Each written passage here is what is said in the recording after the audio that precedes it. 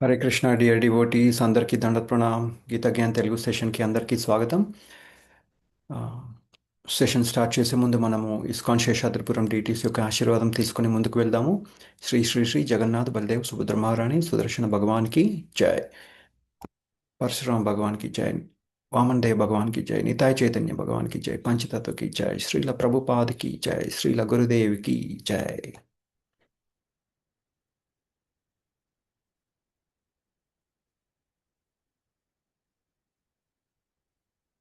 ప్రార్థనలు చేద్దామండి.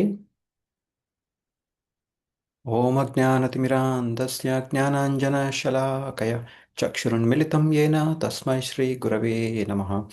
నమ ఓం విష్ణుపాదాయ కృష్ణప్రేష్ఠాయ భూతలే శ్రీమతే భక్తివేదాంత స్వామిన్ ఇతి నామినే. నమస్తే సారస్వతే దేవే గౌరవాణి ప్రచారిణే నిర్విశేష శూన్యవాది పాశ్చాత్య దేశతారిణే. జయ శ్రీ కృష్ణ చైతన్య ప్రభు నిత్యానంద శ్రీ అద్వైత గదాధర శ్రీవాసాది గౌరభక్తవృంద. హరే కృష్ణ కృష్ణ కృష్ణ హరే హరే, హరే రామ రామ రామ హరే హరే.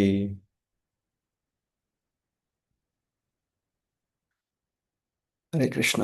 ఇవాళ మనము ఫస్ట్ చాప్టర్ అంటే 1వ చాప్టర్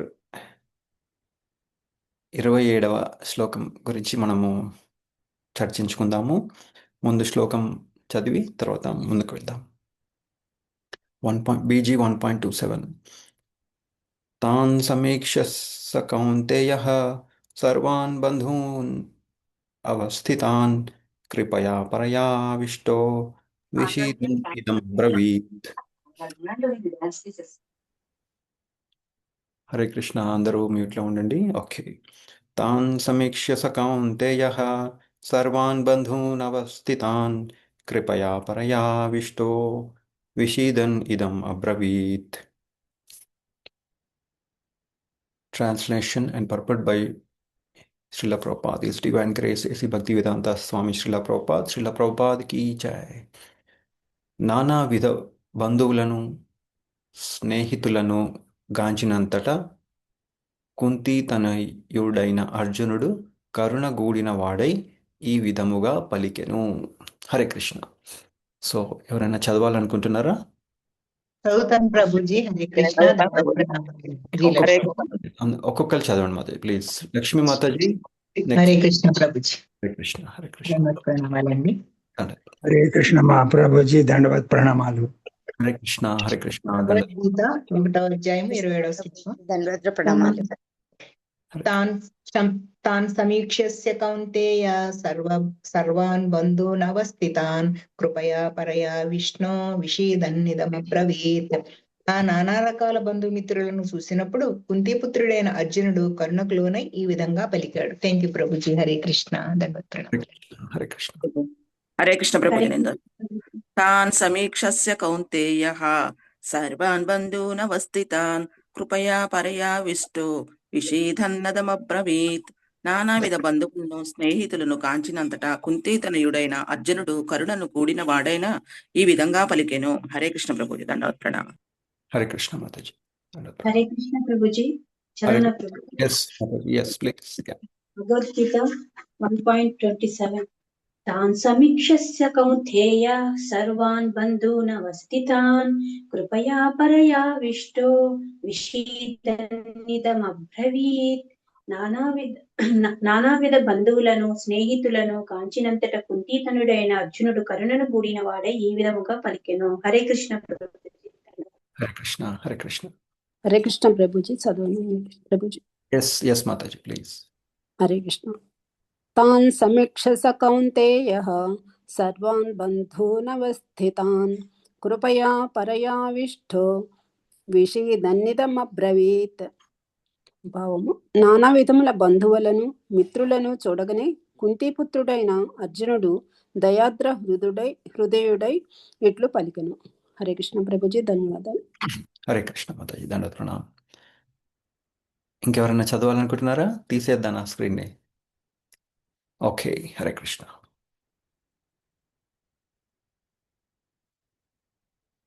హరే కృష్ణ. అందరికీ దండవత్ ప్రణామం. సో కొంతమందికి డౌట్ రావచ్చు, ఏంటి మళ్ళీ భగవద్గీత ఫస్ట్ నుంచి వచ్చేసాము, ఆ, ఇప్పటిదాకా ఏం నేర్చుకోలేదా, మళ్ళీ ఎందుకు స్టార్ట్ అని అనుకుంటారు కొంతమంది. కానీ ఇది ఎలా మనం ఆలోచించాలంటే, మనం చిన్నపిల్లలు కొత్తగా పనులు చేస్తే ఎలా ఉంటుందో దానికి తగ్గట్టుగా మనం ఆలోచించుకోవాలన్నమాట. కొత్తగా ఇప్పుడు వంటలు నేర్చుకుంటున్నాం కదండి. ఫస్ట్లో కొత్తగా వంటలు నేర్చుకున్నప్పుడు ఎలా ఉంటుంది? ఎక్స్పర్ట్గా ఉంటామా? లేదు. మెల్లమెల్లగా నేర్చుకుంటాం. కొన్ని నెలల తర్వాత, కొన్ని ఏళ్ల తర్వాత మనం ఎక్స్పర్ట్ అవుతాం. అలాగే ఇది కూడా. ఇప్పుడు డ్రైవింగ్ ఉంది, బైక్ నేర్చుకునే వాళ్ళు ఉంటారు, కార్ నేర్చుకునే వాళ్ళు ఉంటారు, సైకిల్ కూడా నేర్చుకునే వాళ్ళు ఉంటారు.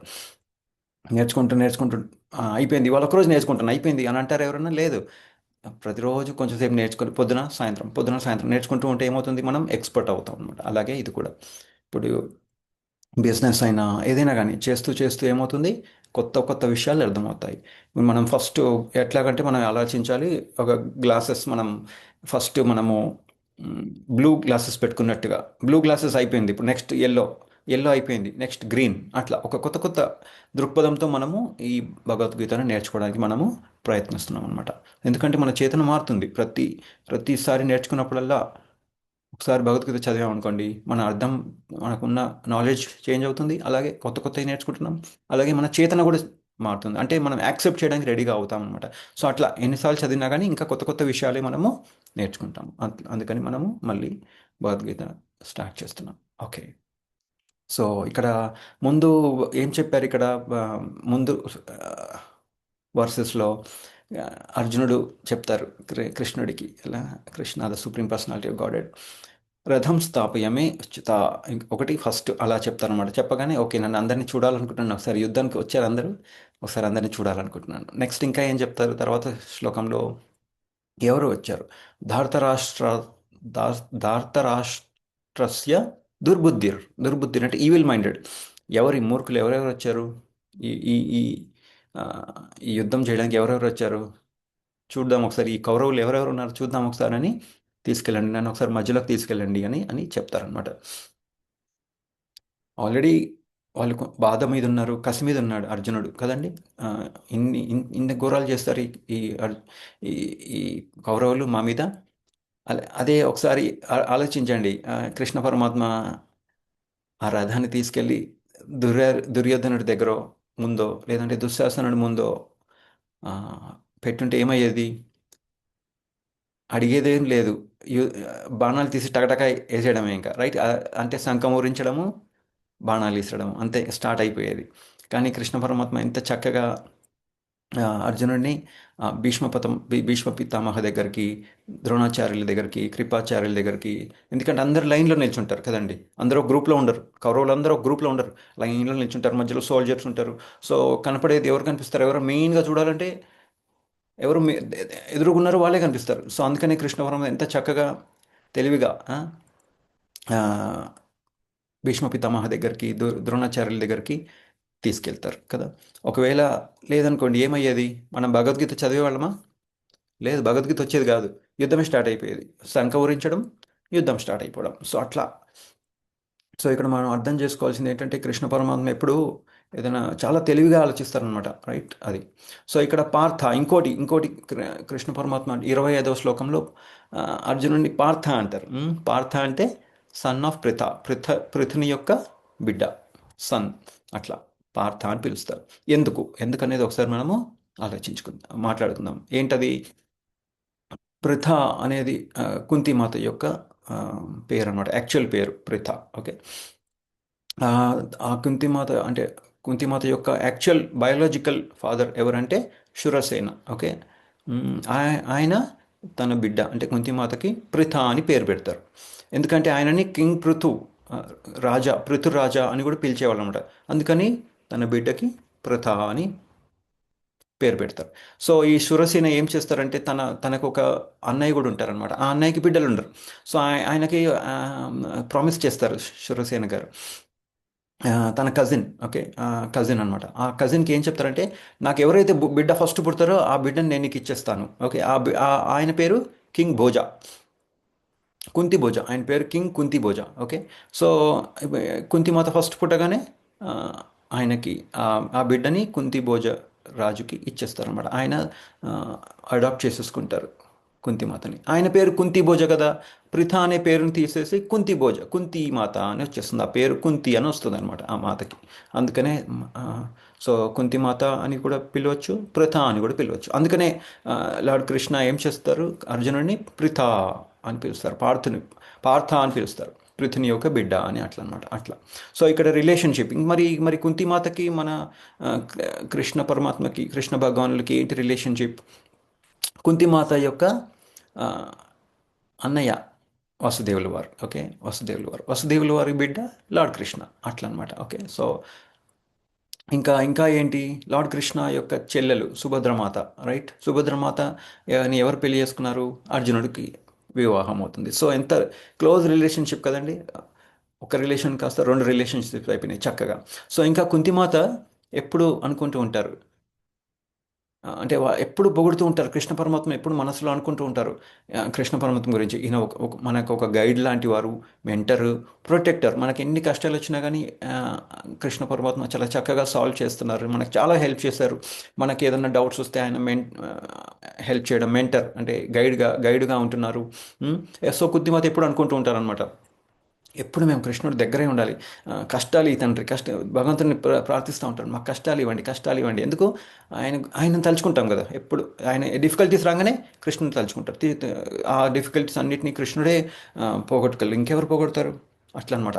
అంత సరెండర్డ్గా ఉంటారు కుంతిమాత కృష్ణుడిపై. ఓకే, ఇంకా ఏంటి ఇక్కడ మెయిన్ ఇంపార్టెంట్ గుర్తుపెట్టుకోవాల్సింది ఏంటంటే, ఇప్పుడు తాతల్ని టీచర్లని చూడంగానే ఏమవుతుంది,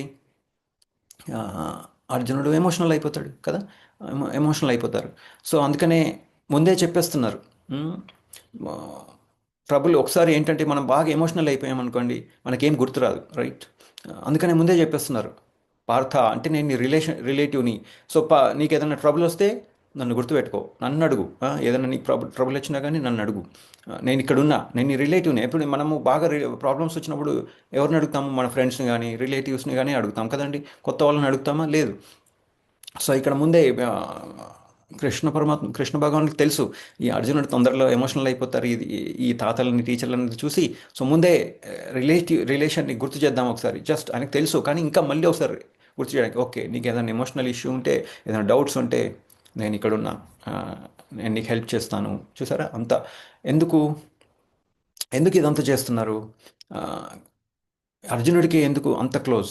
కృష్ణ పరమాత్మ ఎందుకు అర్జునుడికి అంత క్లోజ్ అంటే, ఎందుకంటే వాళ్ళిద్దరు రిలేషన్షిప్లో ఎన్వి అనేది లేదు, ఓన్లీ ఫ్రెండ్షిప్.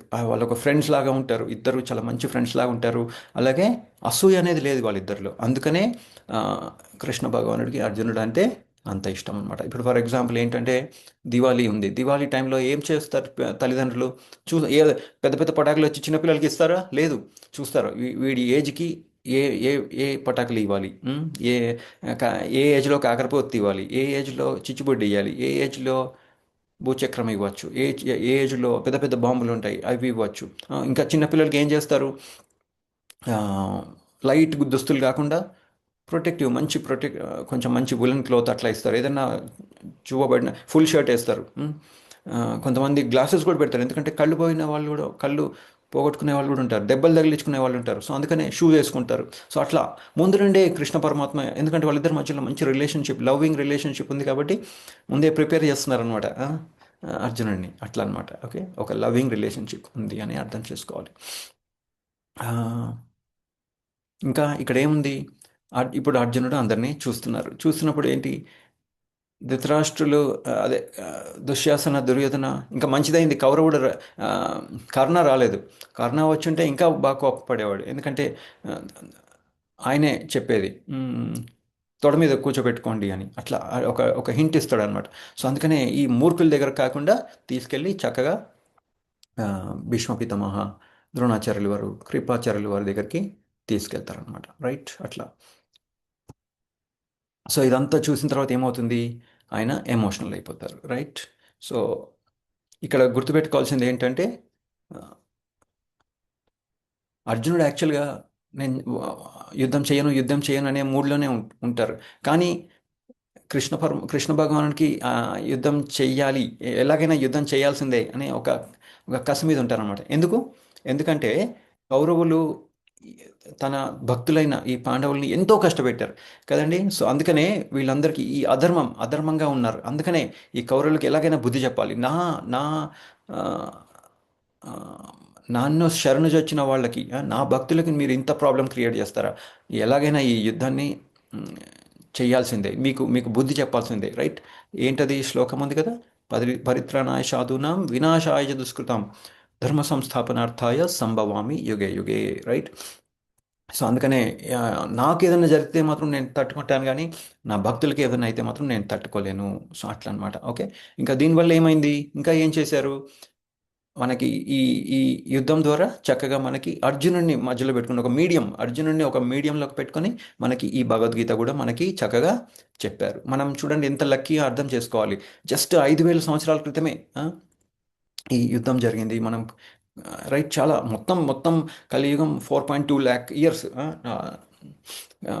అలా 420,000 ఇయర్స్ అంటే 4,20,000 సంవత్సరాలు, కానీ 20,000 సంవత్సరాలు. కానీ మనం జస్ట్ 5,000 సంవత్సరాల ముందే మనం ఇంత దగ్గరగా ఉన్నాం.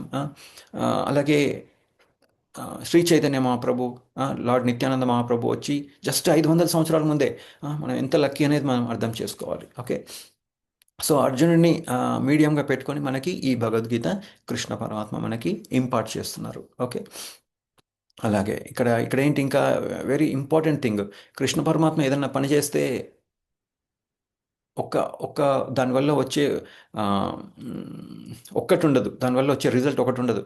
ప్రభావాలు చాలా అనేకమైన ప్రభావాలు ఉంటాయి, అట్లా అనమాట. ఓకే, యుద్ధం చేస్తూనే ఉన్నారు, అర్జునుడికి ఇంపార్ట్ చేస్తూనే ఉన్నారు, అలాగే మనకు కూడా భగవద్గీత వచ్చేలాగా చేస్తున్నారు, అట్లా అనమాట. అట్లా రైట్. అందుకని ఏం చేశారు, చక్కగా భీష్మ పితామహ దగ్గరికి తీసుకెళ్తారనమాట. అక్కడ ఆయన ముందు ఆ రథాన్ని పెడతారు, రైట్? కృపయ, ఇంకోటి ఏంటి కృపయ, చూసారా ఇక్కడ కృపయ అని ఒక వర్డ్ వచ్చింది. ఏమవుతుంది కృపయ అంటే కంపాషన్, ఆయన బాగా కంపాషన్ అయిపోతాడు. ఎందుకు? ఈ బంధాలన్నీ చూసి బాగా ఎమోషనల్ అయిపోతారనమాట. సో ఇక్కడ ఒక చిన్న ఎగ్జాంపుల్, నేను ప్రభుజీ సనాతన్ ధర్మదాస్ ఒక ప్రభుజీ ఉన్నారు, ఆ ప్రభుజీది క్లాస్ వింటా ఉంటే ఆయన చెప్తా ఉన్నారు. సో ఈ రిలేటివ్ టాపిక్ గురించి. సో ఆయన ఏం చెప్తున్నారంటే, ప్రభుజీ ఒకతను చాలా మంచి సూటు బూటు అన్నీ వేసుకొని ఒక నదీ ప్రవాహం దగ్గరికి నడుస్తూ ఉన్నారనమాట. నడుస్తూ బై మిస్టేక్ ఆయన ఆ నదిలో పడిపోతారు అనమాట. ఓకే, పడిపోగానే అరుస్తూ ఉంటారు. మధ్యలో అక్కడ మనుషులు ఉన్నారు కొంతమంది. సో అరుస్తూ ఉన్నప్పుడు ఏమవుతుంది, దూరం నుంచి విని ఎవరో వస్తున్నప్పుడు ఆనందపడతారనమాట. ఆహా, థ్యాంక్ గాడ్, భగవంతుడా థ్యాంక్ యూ, ఎవరిని పంపిస్తున్నావు, థ్యాంక్ యూ అని చెప్పి అనుకుంటా ఉంటారనమాట. అనుకున్నప్పుడు ఏమవుతుంది, ఆయన వచ్చిన తర్వాత ఆ సూట్ ఉంటుంది కదా, సూటు తీసేసుకుంటాడు. ఎవరైతే హెల్పర్ ఉంటాడు కదా, ఆయన ఆ సూట్ తీసేసుకొని అతన్ని హెల్ప్ చేయడు, ఆ సూట్ తీసేసుకొని వెళ్ళిపోతాడు అనమాట. వెళ్ళిపోయిన తర్వాత పాపం ఆయన మునిగిపోతారు అనమాట. సో అది కూడా ఇక్కడ చేసినట్టే చేసి వెళ్ళిపోతారు. సో అందుకని ఇక్కడ అర్థం చేసుకోవాల్సింది ఏంటంటే, మనం హెల్ప్ చేయాల్సింది ఆత్మని, శరీరాన్ని కాదు. సరే, ఇప్పుడు ఏమైంది, సూటు బతికింది, సూటు బయటకు వచ్చేసింది, లోపల ఆ సూట్ వేసుకున్న మనిషి లోపలికి వెళ్ళిపోయారు, చనిపోయారు పాపం ఆయన, రైట్? అలాగే ఇక్కడ కూడా అర్జునుడు కృపయ చాలా కంపాషనేట్ అవుతున్నారు ఈ రిలేటివ్స్ మీద. అయ్యో నాకు యుద్ధం చేయాలని లేదని చెప్తున్నారు, కానీ మనం మెయిన్ కంపాషన్ అవ్వాల్సింది ఆత్మ. ఎందుకంటే జన్మ కర్మచమే దివ్యం మమవాంశో జీవలోకి జీవభూత సనాతన మనశ్శాష్టాని ఇంద్రియాన్ని ప్రకృతి స్థాని కర్షతి, రైట్? సో అట్లా ఏంటంటే దేహినోస్మిన్ యథా దేహే కౌమారం యవనం జర తథా దేహాంతర ప్రాప్తిర్ ధీరస్తత్ర నముహ్యతి. సో నెక్స్ట్ వస్తాయి ఈ శ్లోకాలన్నీ వస్తాయి. నెక్స్ట్ ఏంటి, దేహినోస్మిన్ యథా దేహే, ఈ శరీరం తర్వాత ఇంకో శరీరం వస్తుంది. మరి ఆత్మ గురించి మెయిన్ ఆలోచించాలి, అంతేగాని ఈ శరీరాల గురించి కాదు. ఈ కరుణ ఉండాలి, కానీ బాడీ కరుణ కాదు. భౌతిక కృప సెకండ్ ప్రయారిటీ, ఆధ్యాత్మిక కృప ఫస్ట్ ప్రయారిటీ అని తెలుసుకోవాలన్నమాట. అలాగని భౌతికంగా ఎవరైనా కింద పడ్డారు, వారు లేపొద్దంటే లేపాలి, వాళ్ళకి హెల్ప్ చేయాలి, కానీ ఫస్ట్ ప్రయారిటీ ఏంటంటే ఆధ్యాత్మిక కృప అనేది చాలా ఇంపార్టెంట్ అని అర్థం చేసుకోవాలి. బాడీని వాడుకోవాలి, హ్యూమన్ బాడీ మనకు చాలా మంచి ఈ చాలా భగవంతుడు వారు మంచి ఆపర్చునిటీ ఇచ్చారు ఈ హ్యూమన్ బాడీ ద్వారా, రైట్? కానీ మనం దాన్ని వాడుకుంటూ భక్తిలో ఉండాలి, అంతేగాని పొద్దున్న తినడం పశువుల్లాగా తిన్నామనుకోండి, ఏముంది, వాళ్ళు ఏం చేస్తున్నారు, eat made sleep defend, eating అంటే తినడం, మేట్ సంభోగం చేయడం, స్లీప్ పడుకోవడం, మళ్ళీ డిఫెండ్ ఎవరైనా వస్తే తనకు తను కాపాడుకోవడం. మనం కూడా పశువులాగా చేస్తే ఏమవుతుంది, వాటికి మనకి తేడా ఉండదు. సో అందుకనే ఎందుకంటే మనమే థ్యాంక్ యూ చెప్పగలం, మనమే భగవంతుడికి థ్యాంక్ యూ చెప్పగలం. ఈ ఈ యూనివర్స్ని ఎవరు చేశారు, ఎలా ఎందుకు ఎవరు ఇంత బాగా చేస్తున్నారు.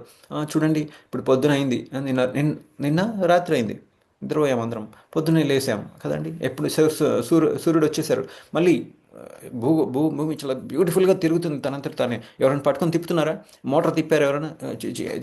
మనం చిన్నగా ఉన్నప్పుడు మా తాతయ్య దగ్గర ఒక ఒక ఒక క్లాక్ ఉండేది, దాన్ని కిర్ర మనం తిప్పుతా ఉంటే అది ఒక 24 గంటలు తిరిగేది. మళ్ళీ దాన్ని పొద్దున్న లేసి మళ్ళీ కిర్ర అని తిప్పాలి. అట్లా తిప్పేవాళ్ళు ఎవరు ఉన్నారా ఈ ఈ ఈ భూగోళాన్ని? లేదు, ఎవరు. చక్కగా అర్థంతా చాలా తిరుగుతుంది, దాని తర్వాత రివాల్వ్ చేస్తుంది, సూర్యుడి చుట్టూ రొటేట్ చేస్తుంది. మనకి డిఫరెంట్ సీజన్స్ వస్తున్నాయి, ఒకే సీజన్ లేదు, డిఫరెంట్ సీజన్స్. సమ్మర్ సీజన్ వస్తుంది ఇప్పుడు, సమ్మర్ సీజన్ తర్వాత మళ్ళీ రెయిన్, తర్వాత మళ్ళీ స్ప్రింగ్, మళ్ళీ వింటర్, మళ్ళీ అట్లా అట్లా ఒక చక్కగా ఒక ఫార్మాట్లో ఎంత చక్కగా ఉంది. ఎందుకంటే మనకి ఈ సీజన్స్ ఉన్న వల్ల ఏమవుతుంది, మన డిపెండెన్సీ పెరుగుతుంది. వానాకాలంలో ఈ సమ్మర్లో మనం ఉలెన్ క్లాత్స్ వేసుకోలేం, అలాగే వింటర్లో సమ్మర్ క్లాత్స్ వేసుకోలేం కదా. మళ్ళీ అలాగే రైనీ సీజన్లో రెయిన్ కోట్ కావాలి. సో మన డిపెండెన్సీ, భగవంతుడు వారు మనకి ఏం చెప్తున్నారంటే ఇక్కడ, ఒరే నాయనా, ఈ ఇది వెనక్కి వెళ్ళే, ఇక్కడ ఇది ఏంటంటే ఇక్కడే ఉండడానికి ఇచ్చిన ఈ లోకం కాదు, వెనక్కి వెళ్ళిపోవాలి, రైట్. మనం మమేవాంశ జీవులకు మీరు నా నా అంశాలు వెనక్కి వచ్చేయండి, ఇక్కడ ఉండడానికి కాదు. ఇక్కడ అంత కన్వీనియంట్గా ఒకటే ఇచ్చామనుకోండి, ఏమవుతుంది, ఇక్కడే ఉండిపోతారు. సో ఇప్పుడు చూడండి, ఫర్ ఎగ్జాంపుల్ ఒక చిన్న ఎగ్జాంపుల్ చెప్తాను. ఇప్పుడు 2000లో ఈ ఐటీ రెవల్యూషన్ స్టార్ట్ అయింది, రైట్. 25 years బాగా ఏలేశారు, మంచిగా. ఎప్పుడో స్టార్ట్ అయింది కానీ 2000లో మంచి ఒక పిక్ వచ్చింది. 2010లో మంచి భూమిలో ఉండింది, 2020 వరకు మంచి భూమిలోనే ఉండింది. ఇప్పుడు ఈ 25 రాగానే ఏమవుతుంది, ఈ ఆర్టిఫిషియల్ ఇంటెలిజెన్స్ అనేది కొత్తగా వచ్చేసింది. సో ఏంటంటే కోడింగ్ మనం చేయవలసిన పని లేదు, సగం కోడింగ్ లేదా పూర్తి కోడింగ్ అదే చేస్తుంది. సో ఏమవుతుంది, దానివల్ల అంత కన్వీనియంట్గా ఉంటే ఏమవుతుంది, అందరూ ఇక్కడే ఉంటారు. సో అందుకని కృష్ణ పరమాత్మ ప్లాన్ చేస్తూ ఉంటారు. కోవిడ్ టైంలో ఏమైంది, కోవిడ్ ఇచ్చేసారు, ఆక్సిజన్ ఉంది కానీ ముక్కు మూసుకోవాల్సి వచ్చింది అందరూ. ఎందుకు, మరి నాన్న అందుకని తర్వాత ఏమైంది, జూమ్ స్టార్ట్ అయింది. జూమ్ తర్వాత ఈ ఈ ఈ ప్రవచనాలు మంచిగా అందరూ ఇంట్లోనే కూర్చొని చక్కగా ప్రవచనాలు వినడం స్టార్ట్ చేస్తున్నాం కదండి. అట్లా సో ఏంటంటే కృష్ణ పరమాత్మ ప్లాన్ చేస్తారు, ఏంటి వీళ్ళంతా నా వైపు వస్తున్నారా లేదంటే దూరం వెళ్ళిపోతున్నారా, ఓకే ఒక బ్రేక్ వేద్దాం అని అట్లా చెప్తారన్నమాట. అందుకనే ప్రభుపాదులు వారు ఏమంటారు, సింపుల్ లివింగ్ హై థింకింగ్ చెయ్యాలి అని చెప్తారనమాట. ఓకే, సో ఈ ఈ ఈ నదిలో పడ్డ ఎగ్జాంపుల్ కాకుండా ఇంకో ఎగ్జాంపుల్ ఉంది. ఏంటంటే శ్రీమద్ భాగవతంలో ఒక కథ, దాని గురించి మనం ఇప్పుడు తెలుసుకుందాం. ఏంటంటే భరతరాజు గురించి. ఓకే, ఆయన చాలా గొప్ప కింగ్. సో ఏంటంటే ఆయన చాలా యంగ్ ఏజ్లోనే ఏం చేస్తారంటే తన రాజ్యాన్ని తన ఫ్యామిలీకి పిల్లలకి అందరికీ అప్పచెప్పేసి ఆయన అడవులోకి వెళ్ళిపోతారు.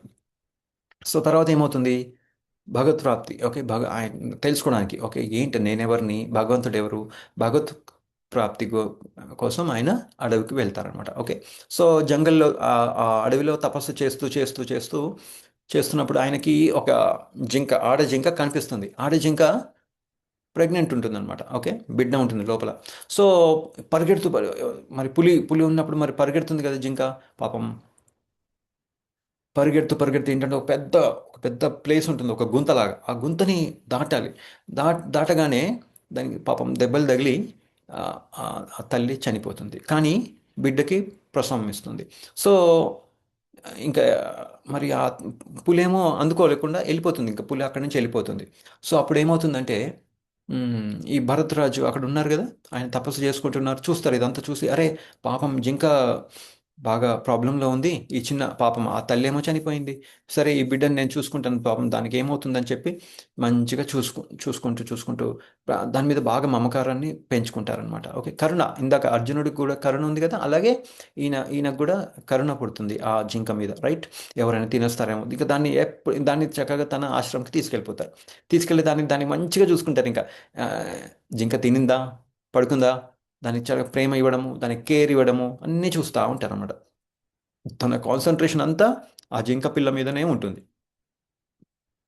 సో తర్వాత ఇంకా ఏంటి ప్రాబ్లం ఏంటి ఇక్కడ, తన ఆధ్యాత్మిక చింతన కూడా డౌన్ అయిపోతుంది అనమాట. ఈ జింక పిల్ల మీద కాన్సన్ట్రేట్ చేసి చేసి చేసి చేసి యజ్ఞం చేస్తూనే స్వాహ, ఆ యజ్ఞం చేస్తూనే స్వాహ స్వాహ అంటూనే జింకను చూసి, ఓ జింక ఉందా, ఏం చేస్తుంది, బాగానే ఉందా, ఆ ఆలోచన కూడా అదే ఉంటుందన్నమాట. రైట్, మైండ్ అంతా జింక మీదనే ఉంది, జింక బాగుందా లేదా, బాగుందా లేదా, అదే ఆ, తన తన ఆలోచన అంతా దాని మీదనే ఉంటుందన్నమాట.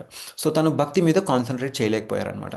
సో ఒకరోజు ఏమంటారంటే ఆ జింకని, వెళ్ళిపో నువ్వు, ఏంటి నీ వల్ల నాకు బాగా ప్రాబ్లం అవుతుంది, వెళ్ళిపో ఇక్కడ నుండి, నీ వల్లనే నా భక్తి అంతా చెడిపోయింది అని అని అనగానే, నీ వల్ల నేను భక్తి చేయలేకపోతున్నాను, వెళ్ళిపో అని అని అంటుందన్నమాట. అనగానే ఆ, జింక వెళ్ళిపోతుంది. ఓకే, జింక వెళ్ళిపోగానే ఏమవుతుంది ఇక్కడ, ఆ, మళ్ళీ ఈయన చాలా అటాచ్డ్ ఉంటారు కదా, అటాచ్డ్ ఉన్నప్పుడు ఏమవుతుందంటే మళ్ళీ గుర్తుకొస్తుంది జింక, అయ్యో అయ్యో అయ్యో జింక ఎటుపోయింది ఎటుపోయింది, పరిగెడుతూ పరిగెడుతూ బాగా అతని మైండ్ అంతా పాడైపోతుంది. ఆ, బాగా మైండ్ అంతా పాడైపోతుంది, దాని మీదనే ఉంది కదా, మొత్తం చేతనంతా దాని మీదనే ఉంది కదా. ఇంకా ప- చేస్తారు అటు ఇటు చూసి కనపడదు, ఇంకా కనపడకపోయేటప్పటికల్లా ఏమవుతుంది, ఆయన ఆ జింక ఆ, ధ్యాసతోనే ఆయన ఆ, దేహాన్ని వదిలేస్తారనమాట. ఓకే, సో ఏమవుతుంది తర్వాత ఏమవుతుంది, ఆ చేతన దాని మీదనే ఉంది కాబట్టి ఏమవుతుంది, ఆయనకి జింక శరీరంలో మళ్ళీ పుడతారు. సో అట్లా అనమాట. ఓకే, ఇప్పుడు ఫర్ ఎగ్జాంపుల్ ఒక చిన్న ఎగ్జాంపుల్, అందుకనే మన చేతన అనేది చాలా ఇంపార్టెంట్. మనం నెక్స్ట్ జన్మ ఏమి వస్తుంది అనేది దాని మన చేతన అనేది చాలా ఇంపార్టెంట్. అలాగే మన అలవాట్లు కూడా చాలా ఇంపార్టెంట్. ఓకే, సో ఇక్కడ ఒక చిన్న ఎగ్జాంపుల్, ఇంకో ఎగ్జాంపుల్, ఈ గేమింగ్ పిల్లలు ఈ మధ్య బాగా మొదట్లో కూడా బాగా ఆడుతూ ఉంటారు, గేమింగ్ ఫోన్లో గేమింగ్ ఆడుతూ అట్లా. ఎవరో వాళ్ళని ఆ గేమింగ్ ఆడే వాళ్ళని పిల్లల్ని ఎవరో ఏం చేస్తారంటే వాళ్ళని భగవద్ధామానికి తీసుకెళ్తారు.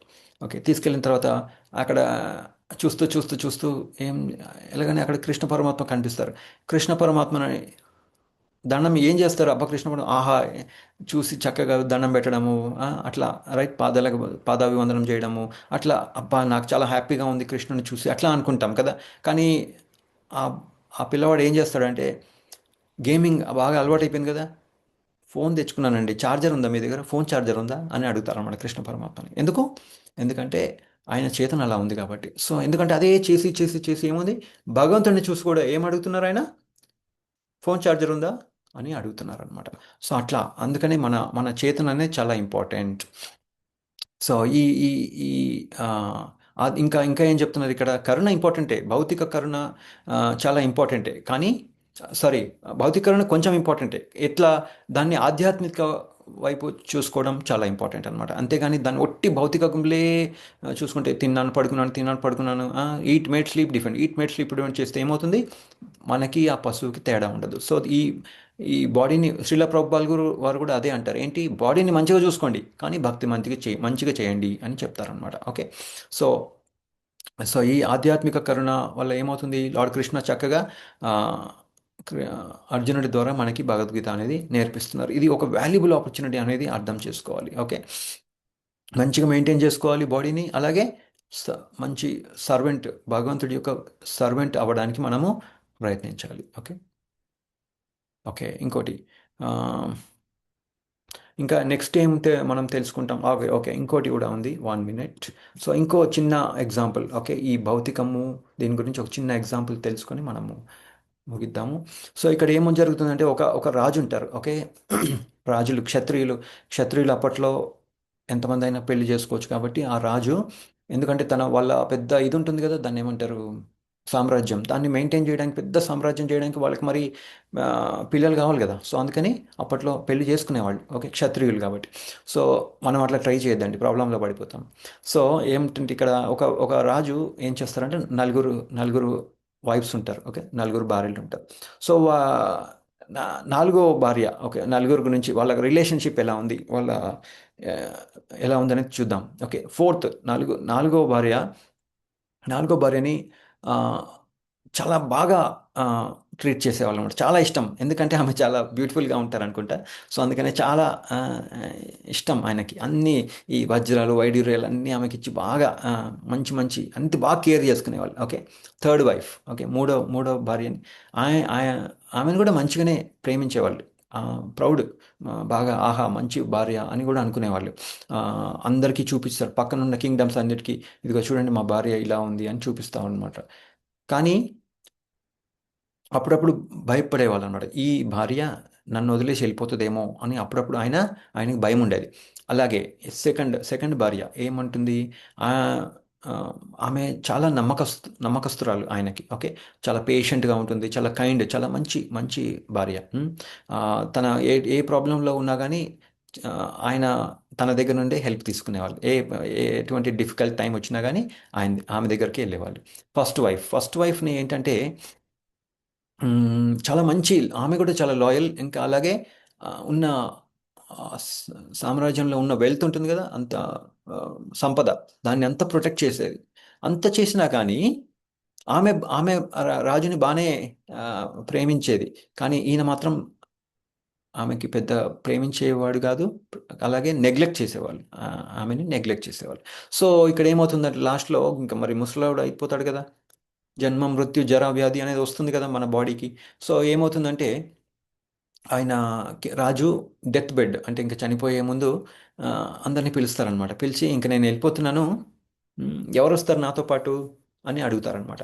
సో అడిగినప్పుడు ఏమవుతుందంటే ఆ, నాలుగో భార్య అంటది అప్పటికప్పుడే, ఆ, నేను వెళ్ళిపోతున్నా, రిజెక్ట్ చేసేసి నేను వెళ్ళిపోతున్నా అని వెళ్ళిపోతుంది అనమాట.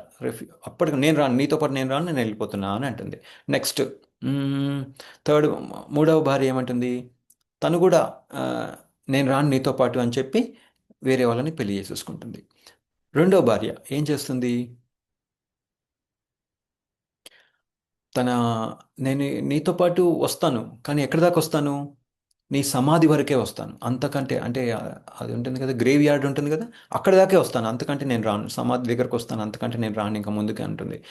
ఆ, ఇప్పుడు ఈయనకి ఎలాగో ఫస్ట్ వైఫ్ని మర్చిపోయాడు కదా, ఆయనకి ఇంకా ఫస్ట్ వైఫ్ గుర్తు కూడా ఆ, రా రాదు. సో కానీ ఒక ఒక ఒక వాయిస్ వినపడుతుంది. ఏం ఫస్ట్ వైఫ్ చెప్తుంది అనమాట. ఏమని చెప్తుంది, నేను నీతో పాటు వస్తా,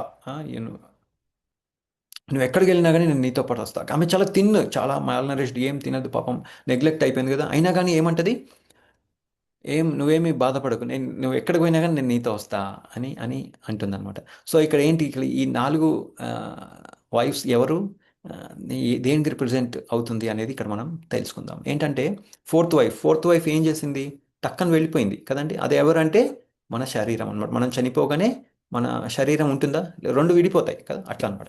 అలాగే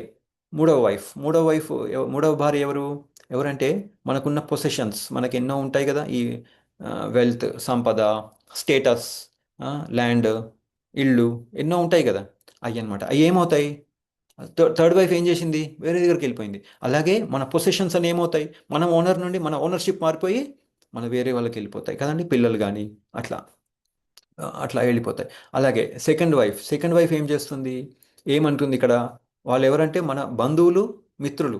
వాళ్ళు ఎక్కడి దాకా వస్తారు, గ్రేవ్ యార్డ్, గ్రేవ్ యార్డ్ని ఏమంటారు, మ్మ్, శ్మశానము. శ్మశానం వరకు వస్తారు అంతే వాళ్ళు. అలా అన్నారు వాళ్ళు. సెకండ్ వైఫ్ ఎలా ఏంటంటే మన ఫ్రెండ్స్, రిలేటివ్స్ అక్కడ దాకా వస్తారు. కానీ ఫస్ట్ వైఫ్ ఎవరు అంటే మన ఆత్మ, రైట్. అందుకనే ఇక్కడ మెయిన్ ఇంపార్టెంట్ ఏంటంటే ఆత్మకి ఇంపార్టెన్స్ ఇవ్వండి. దీనివల్ల మనకి ఏం చెప్తున్నారంటే ఆత్మకి ఇంపార్టెన్స్ ఇవ్వడం చాలా ఇంపార్టెంట్ అని ఇక్కడ మనకి చెప్తున్నారు అన్నమాట. ఒట్టి శరీరానికి కాదు, ఆత్మకి ఇంపార్టెన్స్ ఇవ్వాలి. అలాగే ఇప్పుడు ఇంకా ఏం జరుగుతుంది నెక్స్ట్, ఇంకా ఇంకా అర్జునుడు ఎమోషనల్ అయిపోయారు కదా, నెక్స్ట్ రీజన్స్ అన్నీ చెప్తారనమాట. నేను ఎందుకు ఆ, ఆ, యుద్ధం చెయ్యకూడదు అనుకుంటున్నాను అనే రీజన్స్ అన్నీ చెప్తారనమాట. ఓకే, సో అట్లా.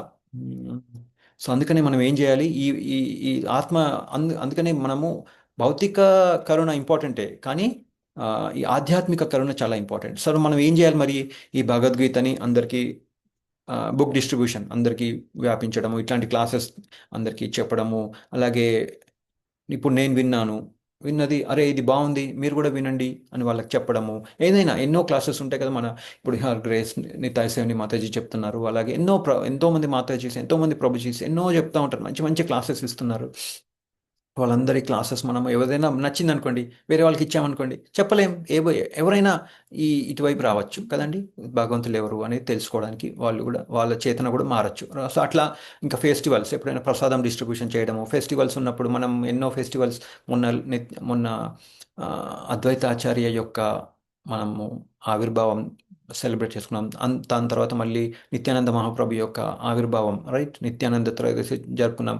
మళ్ళీ నెక్స్ట్ మంత్ గౌర పూర్ణిమ వస్తుంది. చక్కగా మనం అన్ని అక్కడ ఆ టైంలో అందరినీ, మన ఫ్రెండ్స్ని, రిలేటివ్స్ని, వాళ్ళందరినీ ఎవరైతే కొంచెం అనుకూలంగా ఉన్నారో వాళ్ళని పిలిచి వాళ్ళకి ప్రసాదం వేయడము అట్లా, రైట్. ఒక చిన్న భగవద్గీత అవసరం లేదు, చిన్న బుక్. సో అట్లా ఇస్తే ఏమవుతుంది, వాళ్ళ దాన్ని ఆధ్యాత్మిక కరుణ అంటారు. సో వాళ్ళ జర్నీ కూడా స్టార్ట్ అవుతుంది. సో దానివల్ల ఏమవుతుంది, కృష్ణ పరమాత్మ కూడా చాలా హ్యాపీగా ఫీల్ అవుతారు. ఓకే, వీళ్ళు ఒట్టి భౌతిక కరుణలోనే లేరు, ఆధ్యాత్మిక కరుణలో ఉన్నారు. దీన్ని మంచిగా నేను ఇచ్చిన ఈ శరీరాన్ని, ఈ ప్రకృతిని, రైట్, మనం ప్రకృతిని వాడుకుంటున్నాం చక్కగా, అందరూ చక్కగా వాడుకుంటున్నారు. వాడుకొని ఏం చేస్తున్నారు, ఈ భగవద్గీతని, ఈ చాలా ఇంపార్టెంట్ అయిన భగవద్గీతని వేరే వాళ్ళకి కూడా డిస్ట్రిబ్యూట్ చేయడానికి ప్రయత్నిస్తున్నారు. అప్పుడు ఏమవుతుంది, కృష్ణ పరమాత్మ కూడా చాలా హ్యాపీగా. ఇప్పుడు ప్రతి సంవత్సరం ఆయన రాలేరు కదా, రైట్, వచ్చిన తర్వాత ఇంకా నెక్స్ట్ మనం తీసుకోవాలన్నమాట. ఎలాగైతే శ్రీలా ప్రభుపాదుల వారు వచ్చారు, శ్రీలా ప్రభుపాదుల వారు చెప్పేవారు, నేను ముసలివాడిని అయిపోతున్నాను, నెక్స్ట్ ఇంకా మీరే చూసుకోవాలి అని చెప్పేవాళ్ళు అనమాట. సో అందుకని మనం ఏం చేయాలి, ఆయనంత మనం చేయకపోవచ్చు, కానీ అట్లీస్ట్ మనం ప్రయత్నంలో ఉండాలి, రైట్. సో నెక్స్ట్ ఈ అర్జునుడు ఎన్నో 6 డిఫరెంట్ రీజన్స్ చెప్తారు. రీజన్స్ చెప్పిన తర్వాత సరెండర్. పార్థ ఎందుకన్నారు అనేది కూడా మనకి నెక్స్ట్ చాప్టర్లో తెలుస్తుంది. అప్పుడు ఎందుకంటే మన రిలేటివ్ కాబట్టి, నేను నీ రిలేటివ్ని అని చెప్పారు కదా, ఎమోషనల్ అయిన తర్వాత ఏమవుతారు, ఆయన చక్కగా అర్జునుడు కృష్ణుడికి సరెండర్ అయ్యి నేనేం చేయాలి నెక్స్ట్ అని నాకు హితబోధ ఇవ్వండి అని అడుగుతారనమాట. సో అందుకనే ఈ ప్రకృతి, ఫర్ ఎగ్జాంపుల్, ఒక ప్రకృతి గురించి మనం తెలుసుకోవాలనుకుంటే, ఫర్ ఎగ్జాంపుల్ మనం ఇంట్లో ఉన్నప్పుడు కానీ ఆఫీస్కి వెళ్తాము, రైట్. ఒక చిన్న ఏంటంటే మనకి బౌల్ అంటే టాయిలెట్కి వెళ్ళాలి ఫర్ ఎగ్జాంపుల్, ఓకే. మనం టక్కని, ఎందుకంటే ఆఫీస్ అన్న తర్వాత, ఇల్లు అన్న తర్వాత ఒక టాయిలెట్ అనేది ఉంటుంది, చక్కగా వెళ్ళిపోయి క్లియర్ చేసేసి ఫ్లష్ ఆన్ చేసి అయిపోయింది, బయటకు వచ్చేస్తాం. కానీ ఒకవేళ ఫ్లషే లేదనుకోండి, అసలు బాత్రూమే లేదు, ఏం చేసేవాళ్ళం అప్పుడు? మనం అప్పట్లో ఏం చేసేవాళ్ళు, బయటికి వెళ్ళాల్సి వచ్చేది, రైట్, ఎక్కడికో వెళ్ళాల్సి వచ్చేది. తర్వాత అప్పుడప్పుడు ఫ్లష్ చేస్తాం, బాగానే ఉంది, మరి నీళ్ళు రాకపోతే అదొక ప్రాబ్లం. నీళ్ళు లేవు, ఫ్లష్ చేసాము, నీళ్ళు లేవు, నీళ్ళు ఉన్నాయి, ఫ్లష్ పని చేయకపోవచ్చు. సో అట్లా అనమాట. అంటే మనం ఎంత డిపెండెంట్ ఉన్నాం భగవంతుడిపై అనేది మనం ఎప్పుడూ అర్థం చేసుకోవాలి, ఓకే. ఫ్లష్ ఉంది కానీ నీళ్ళు ఉన్నాయి, కానీ ఫ్లష్ పని చేయట్లేదు. సో ఎంత ప్రాబ్లం అవుతుంది. సో అంత మనం ప్రకృతిని మంచిగా వాడుకుంటున్నాం, కానీ మనం భగవంతుడికి థ్యాంక్ యూ చెప్పడం మర్చిపోకూడదు. సో ప్రకృతిని మనం వాడుకుంటున్నాం చక్కగా, కానీ భగవంతుడికి థ్యాంక్ యూ చెప్పడం చాలా ఇంపార్టెంట్. లేదంటే ఏమవుతుంది, మనకి కోవిడ్లు ఇట్లాంటివన్నీ భగవంతుడు అప్పుడప్పుడు ఎవరైనా నేనున్నాను అని అప్పుడప్పుడు మనకి గుర్తు చేయడానికి అట్లాంటివి వస్తూ ఉంటాయి అన్నమాట. అట్లాంటివి చేస్తూ ఉంటారు. సో అందుకని ఆ ఛాన్స్ ఇవ్వకూడదు. మనం ఎప్పుడు మంచిగా భక్తిలో ఉండి, అప్పుడు ఏమవుతుంది, శ్రీలా ప్రభుపాదుల వారు ఏం చెప్తారు, సింపుల్ లివింగ్ హై థింకింగ్ చేయండి అని చెప్తున్నారు. కానీ మనం బై మిస్టేక్ మనం ఏం చేస్తున్నాము,